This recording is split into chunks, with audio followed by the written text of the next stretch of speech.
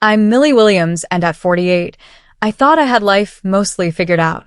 I live in a quiet Ohio town where the hum of cicadas fills summer evenings and folks wave at neighbors like it's still the old days. For years, I've poured my heart into my job as an HR manager at a pharmaceutical distribution center. It's not glamorous, but it's steady, and for someone like me, who grew up bouncing between foster homes, steady is everything. I clawed my way to this life, earning respect from colleagues who call me the glue of our team. I never imagined a routine doctor's visit for my husband, Logan, would unravel everything I'd built. One morning, I sat in the waiting room of our regional hospital, flipping through a dog-eared magazine while Logan met with Dr. Ellen Smith. He'd been off for months, listless, quiet, barely eating, and I was desperate for answers. The fluorescent lights buzzed overhead, and the smell of antiseptic clung to the air. I figured we'd get a tweak to his meds, maybe a referral to a specialist. But when a nurse tapped my shoulder and said, "Mrs. Williams, the doctor needs you," my S-Logan twisted. Something in her tight smile told me this wasn't about Logan's prescription. Dr. Smith's office was small, cluttered with medical charts and a wilting plant on the windowsill. She was in her late 50s, with gray-streaked hair pulled into a neat bun and eyes that carried both kindness and steel. "Millie," she said, leaning forward, "you need to protect yourself from Logan." Her words hit like a slap. Protect myself? From Logan? My husband, the man I'd vowed to stand by through sickness and health? Her grave expression silenced my protests before they could form. "There's something you need to know about his past," she said, her voice low. "And I'm not sure he's being honest with you now." My heart pounded, a wave of panic drowning out the hospital's background noise. What could she possibly mean? Let me back up. For years ago, I was single, content with my routine of long workdays and quiet evenings with a good book. Growing up in foster care taught me to rely on myself, to build a life where no one could pull the rug out from under me. My job at the distribution center was my pride, managing payroll, resolving disputes, and keeping the team running smoothly. My boss, Mark, was a widower who'd become a friend over late-night coffee runs during crunch times. He'd tease me about my single status, saying things like, "Millie, you gonna make me the last bachelor standing?" I'd laugh it off, but deep down, I craved companionship. That's when I joined a matchmaking service, hoping to find someone to share my life with. Enter Logan, a warehouse worker with a crooked smile and a quiet charm that drew me in. He was 52, a bit older, divorced, and like me, not interested in kids. We clicked over shared dreams of simple things, weekend drives, cozy dinners, growing old together. Our courtship was private, just us stealing moments over coffee or walks in the park. When we married at the county courthouse, signing papers in a room that smelled of old carpet, I felt like I'd won the lottery. No big ceremony, no fuss, just us, promising forever. Mark congratulated me when I told him, though I caught a flicker of something in his eyes, maybe loneliness, maybe surprise. I didn't dwell on it. I was too busy dreaming of my future with Logan. Life as newlyweds was simple at first. I kept working, commuting from our new home in a rural pocket outside town. We shared my beat-up sedan, a practical choice since Logan didn't own a car. I loved my job too much to quit, even when Logan teased me about being a workaholic. My days were filled with spreadsheets and team meetings, while Logan worked shifts at a local warehouse. He'd always been steady, the kind of guy who didn't say much but made you feel safe. Or so I thought. That morning in Dr. Smith's office, her warning echoed in my head. Protect myself? From what? Logan was sick, not dangerous. Or was he?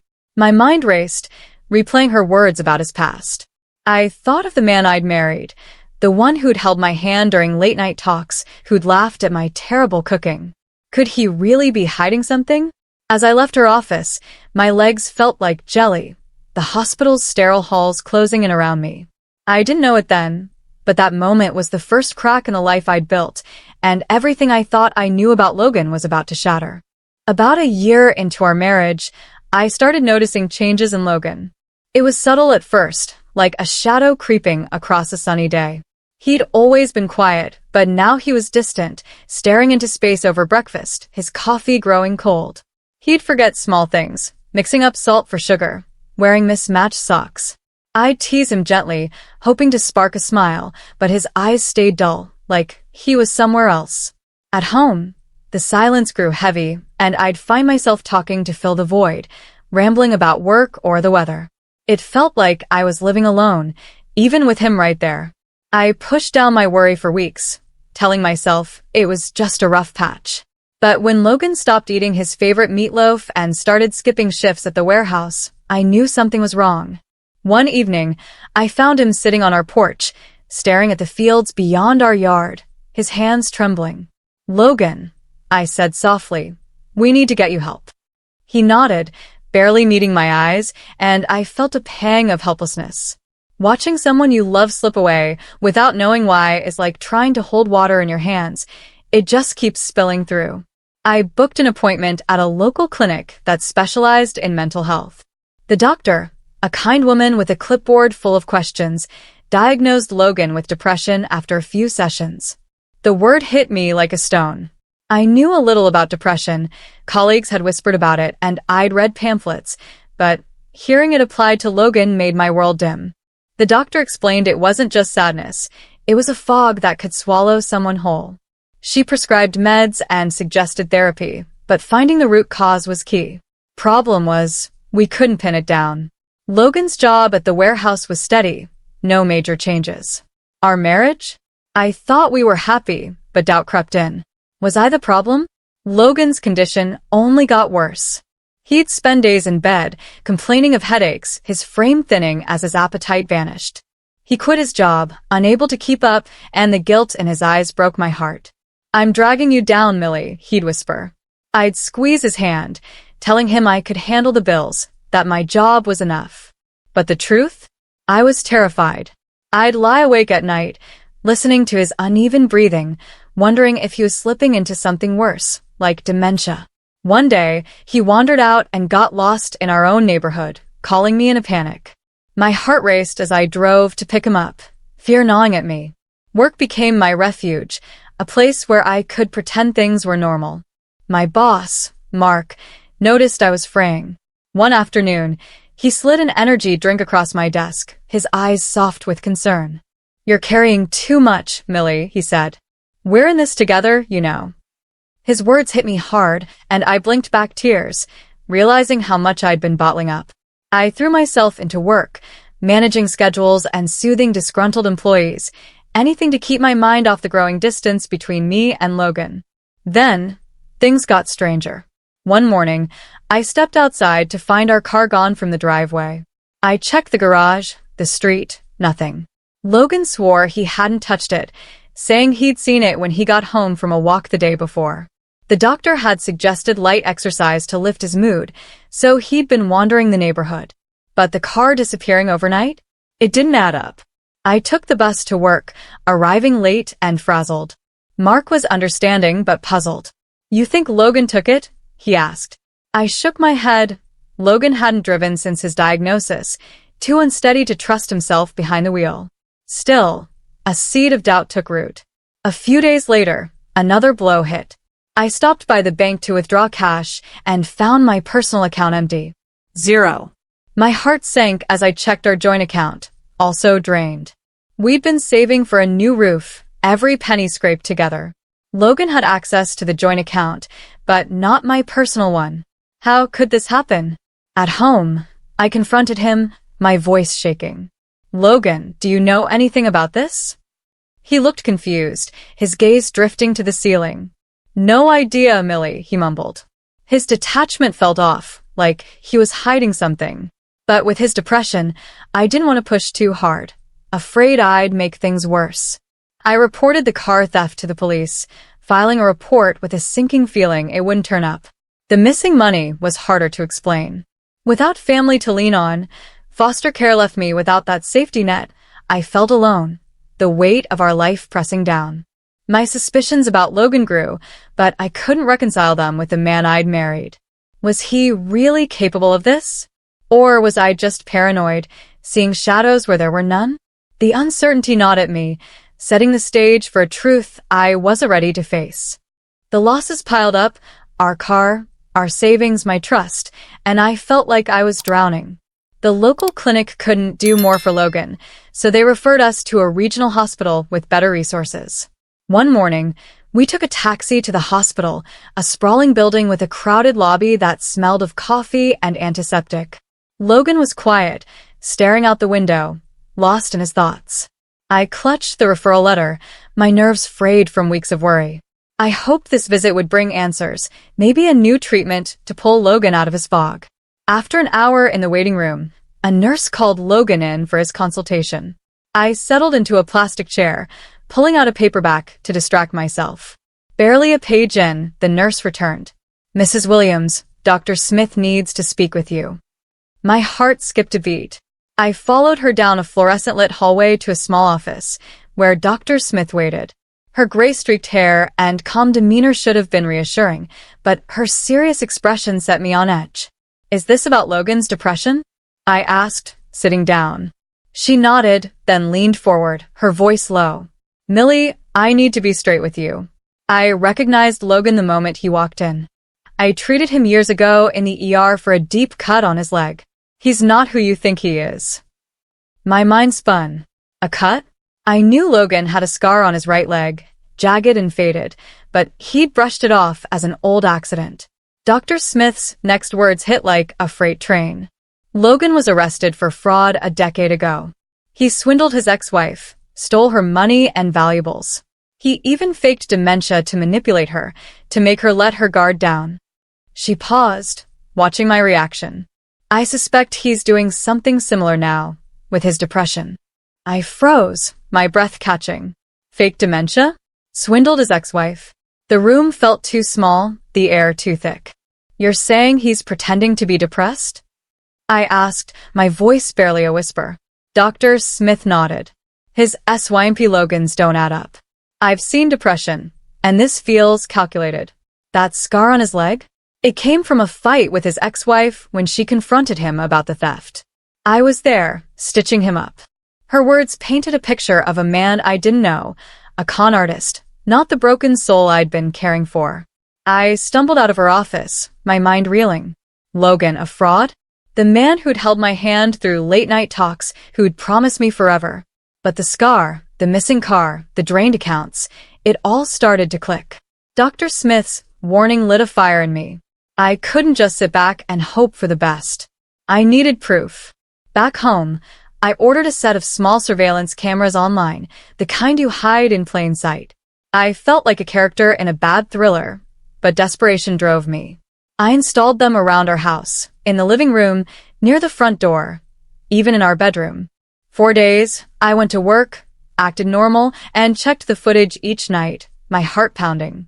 Logan seemed the same, listless, quiet, but I wasn't buying it anymore. A week later, I hit pay dirt.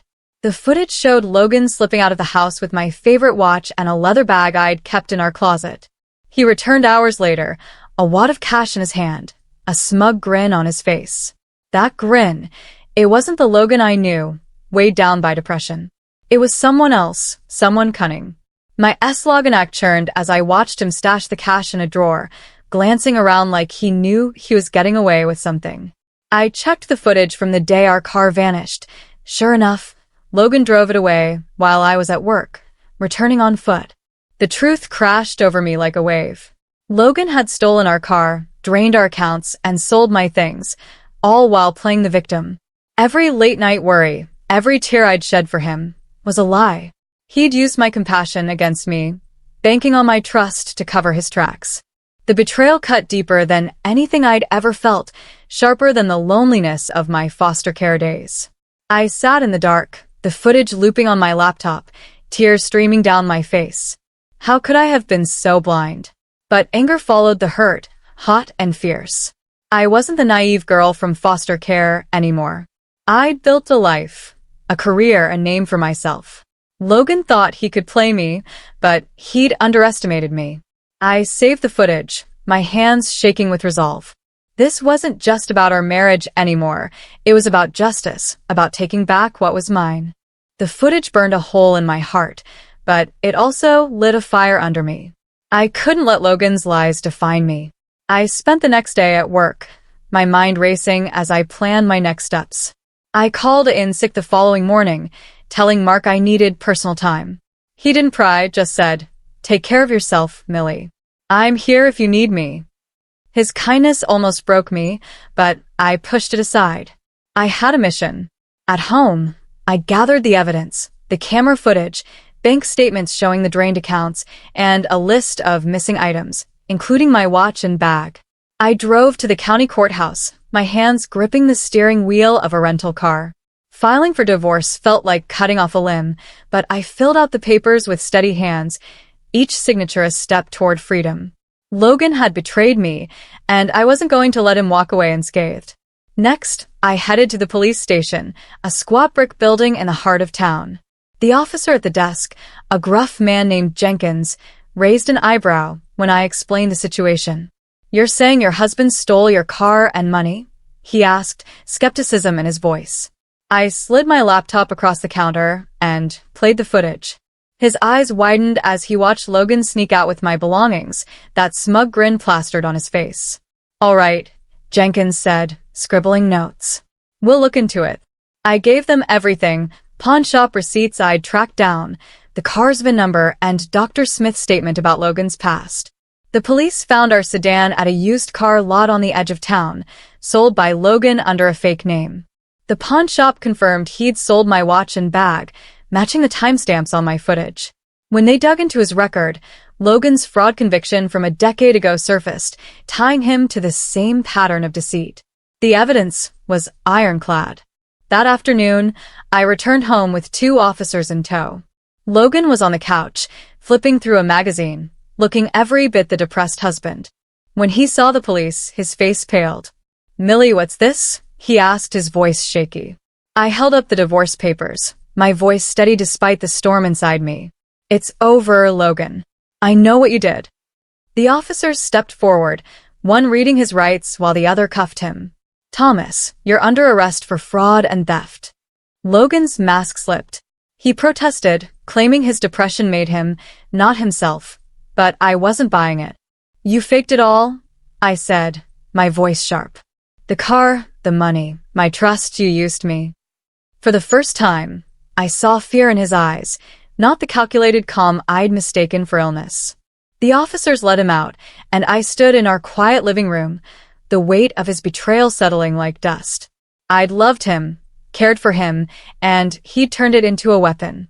But I wasn't broken. I was angry, and that anger gave me strength. As the police car pulled away, I felt a strange mix of relief and sorrow. Relief that Logan couldn't hurt me anymore, sorrow for the life I'd thought we'd have. I'd trusted him, built a future in my mind, and he'd torn it apart. But standing there, divorce papers in hand, I knew I'd done the right thing. I wasn't just Millie, the foster kid who'd fought for stability. I was Millie, the woman who'd fought for justice. Months later, the divorce was finalized. The process dragged, tangled up in Logan's legal mess, but when the judge's gavel fell, I felt a weight lift. Logan faced jail time, his second fraud conviction sealing his fate. I didn't attend his hearings. I couldn't bear to see him again. Instead, I focused on rebuilding, piece by piece.